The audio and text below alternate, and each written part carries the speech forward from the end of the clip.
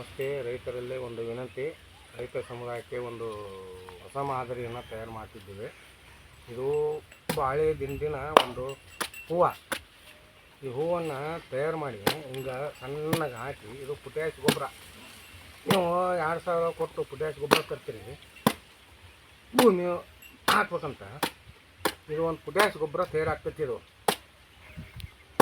ಇದನ್ನು ಹಿಂಗೆ ಸಣ್ಣಗೆ ರೆಡಿ ಮಾಡಿ ಒಂದು ಪೊಟ್ಯಾಶ್ ರೈತರಲ್ಲಿ ಒಂದು ವಿನಂತಿ ಅಂದ್ರೆ, ಇಂಥವು ಮಾಡೋಕೆ ದೌತಿ ಮಾಡ್ಕೊತೀರಿ, ಇದನ್ನು ಮಾಡಬಾರ್ದು.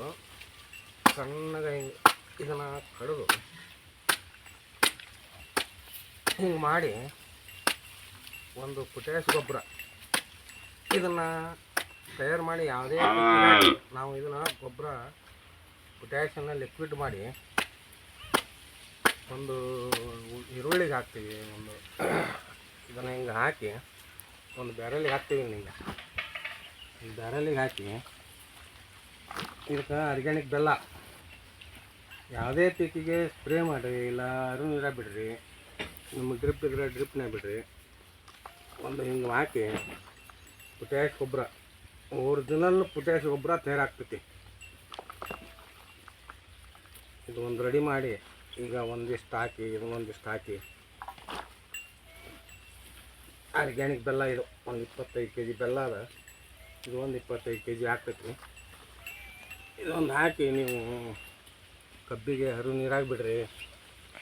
ಆಮೇಲೆ ಸಾವಯವ ಗೊಬ್ಬರ ಲಿಕ್ವಿಡ್ ತಯಾರು ಮಾಡಿ ಇದನ್ನೊಂದು ನೀವು ರೈತರಿಗೆ ಒಂದು ಹೊಸ ಮಾದರಿಯಲ್ಲಿ, ಕೇಂದ್ರ ಸರ್ಕಾರಿ ಗೊಬ್ಬರ ಕೊಡುವಲ್ದು.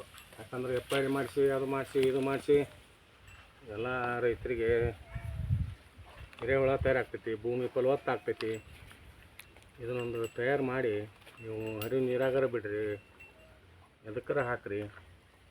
ಒಂದು ಚಲೋದೊಂದು ಗೊಬ್ಬರ ತಯಾರು ಮಾಡಿ, ಲಿಕ್ವಿಡ್ ತಯಾರು ಮಾಡಿ, ಸ್ಪ್ರೇಯರ ಮಾಡಿ, ಹೀಗೆಲ್ಲ ಈಗ ಸಣ್ಣಗೆ ಇದನ್ನು ಕಡಿದು ಇದನ್ನು ಹಾಕೋದ್ರಿಂದ ಭೂಮಿ ಫಲವತ್ತಾಗ್ತೈತಿ. ಆಮೇಲೆ ಅಂತರ್ಜಲ ಹೆಚ್ಚಾಗ್ತೈತಿ.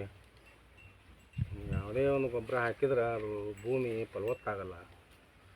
ಹೀಗೆಲ್ಲ ರೆಡಿ ಮಾಡ್ಬೇಕು. ಇದನ್ನು ರೈತರಲ್ಲಿ ಒಂದು ರೈತರ ಸಮುದಾಯಕ್ಕೆ ಒಂದು ವಿನಂತಿ ಮೇರೆಗೆ ನಾವು ಒಂದು ವಿಡಿಯೋ ಮಾಡ್ತಿದ್ದೀವಿ. ನಮಸ್ಕಾರ.